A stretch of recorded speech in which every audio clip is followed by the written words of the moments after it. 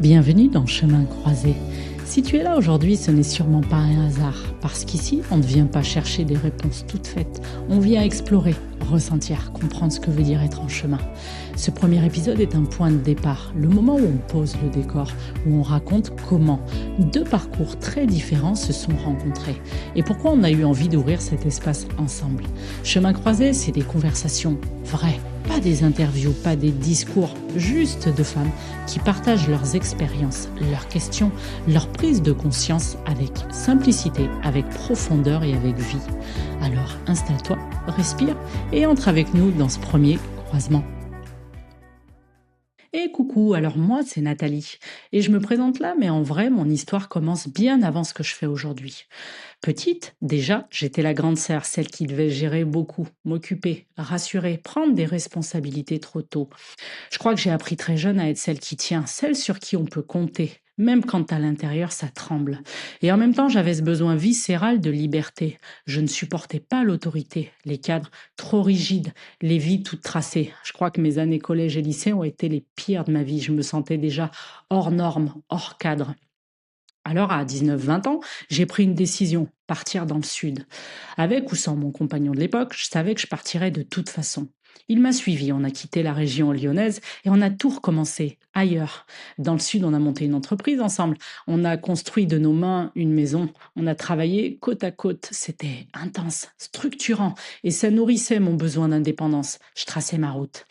Et puis, il y a eu la séparation, la fin du couple, la fin de l'entreprise commune, la fin d'une vie, deux enfants à élever, seul le RSA, le retour à un logement social, donc repartir vraiment de zéro. Là, il n'y avait plus rien à prouver, juste à avancer, un jour après l'autre.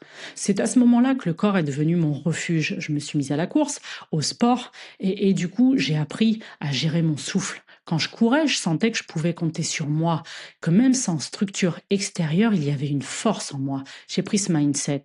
Petit à petit, je me suis reconstruite comme ça, dans le concret, dans le mouvement, dans la vie réelle.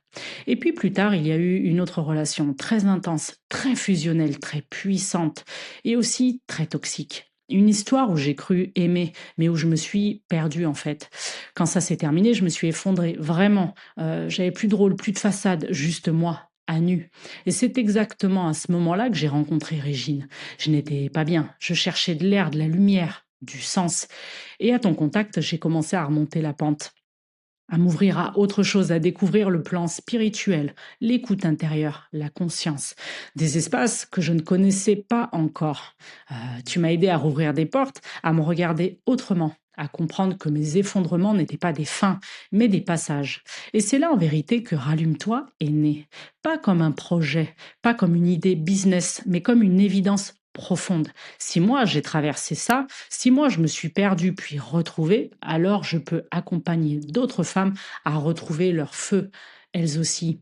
Créer des espaces, des carnets, des mots, des chemins pour que les femmes se reconnectent à leur énergie, leur vérité, leur joie. Mon univers, c'est le corps, le mouvement, le concret, les émotions vraies. Et maintenant aussi, l'ouverture intérieure, la présence, le sens. Et aujourd'hui, je suis encore en chemin, je construis, j'explore, j'apprends à ne plus toujours tout porter seul. Et puis, il y a ce podcast, Chemin croisé. Toi, avec ta profondeur, ta capacité à écouter l'invisible, et moi, mon besoin d'ancrer dans le réel. Je crois qu'ensemble, on ouvre un espace où on peut parler vrai, de ce qu'on traverse, de ce qui nous transforme, sans masque, sans rôle, sans performance. Chemin croisé, pour moi, c'est marcher, un bout de route ensemble, et se rappeler qu'on n'est pas seul. Merci Nathalie pour ta présentation. Ce qui me touche profondément dans cette rencontre, c'est cette évidence que nos façons d'accompagner sont différentes, et pourtant profondément complémentaires. Entre l'invisible et le concret, la profondeur et l'ancrage, quelque chose de juste s'est posé pour amener du vivant, du sens et de la clarté. Bonjour à vous. Moi, c'est Régine. J'ai grandi au cœur de la nature. Très tôt, j'ai été en lien avec le vivant, avec la terre, avec ce qui se ressent plutôt que ce qui s'explique. Mon enfance s'est construite entre une forme d'inconscience et ce sentiment profond d'être différente des autres. Puis, à l'adolescence, vers 15 ans, sont arrivées les grandes questions. Le sens de la vie, la place que l'on occupe, ce que l'on est vraiment. Certes, des questions existentielles, mais très profondes. La terre, que j'appelle aujourd'hui ma mère veilleuse, et les enseignements de mes ancêtres ont toujours été une source de force et de sagesse pour moi. Même si je ne le savais pas encore, j'apprenais déjà à écouter ces murmures, à sentir ces énergies, à me laisser guider par le vivant. Puis, il y a une grande bascule à mes 19 ans. Je quitte ma famille, mon pays d'origine, mes racines, ma terre, pour m'installer dans le sud de la France.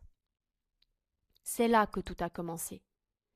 Mon chemin a alors été celui de défaire, de dénouer et de libérer d'anciennes mémoires pour construire mes propres racines. Pendant longtemps, j'ai avancé dans l'énergie de cette femme forte, comme les femmes de ma lignée, comme celle de mes ancêtres. Celle qui tient, celle qui maintient, qui se sacrifie par peur de perdre, par peur de ne plus être aimée. Je suis devenue maman, j'ai beaucoup donné, j'ai beaucoup appris. J'ai accompagné, j'ai beaucoup porté, notamment à travers le développement personnel et les aides que j'apportais aux autres dans mon travail. Et puis j'ai connu mon divorce, un nouveau départ, seule, avec 2 enfants, toujours loin de ma famille. Et là, la vie m'a doucement ramenée à moi. J'ai compris que je n'avais plus à tenir, ni à me battre comme une guerrière, mais à incarner la souveraine que j'étais devenue. Mon histoire est faite d'expériences qui sont aujourd'hui ma richesse. Chaque défi, chaque blessure traversée, chaque victoire ont ajouté une couleur à la toile de ma vie. Les blessures que j'ai soignées, les âmes que j'ai accompagnées, puis les cœurs que j'ai aidés à apaiser, sont les fruits de cet héritage vivant. La guérisseuse de l'âme que j'étais s'est révélée. Et aujourd'hui, je poursuis cette voie en honorant les femmes de ma lignée et toutes celles que je rencontre sur mon chemin. Si je suis aujourd'hui ici, à vos côtés, dans ce podcast, c'est aussi grâce à une rencontre importante, celle avec Nathalie. Elle a été l'une des premières personnes que j'ai accompagnées sur un long cycle. Et la transformation a été profonde, révélatrice. Pour chacune de nous deux. Ma pépite, à travers ces expériences, les épreuves qui se sont amenées et toutes ces rencontres, a été de révéler ma voix. Car, à l'appel de celle-ci, je libère les mémoires, je chante pour les âmes et je reconnecte au cœur.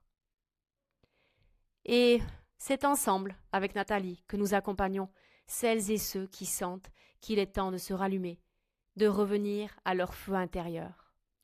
Car c'est de cette rencontre qu'est née une respiration. Un espace où l'on relie la profondeur de l'âme à la réalité du quotidien. Un lieu simple, vivant, pour se rappeler que le chemin se crée ensemble pour un monde nouveau et authentique. Et merci d'avoir partagé ce moment avec nous. Si ça vous a bousculé, parlé ou donné un élan, dites-le nous. Un like, un partage, un message, ça fait vivre le podcast et ça nous booste. Pour découvrir nos univers, Régine dans son monde du sacré et de la transformation, et moi dans l'accompagnement des femmes en mouvement. Tous les liens sont juste en dessous. On se retrouve très vite. Et surtout, gardez le mouvement sans perdre votre centre.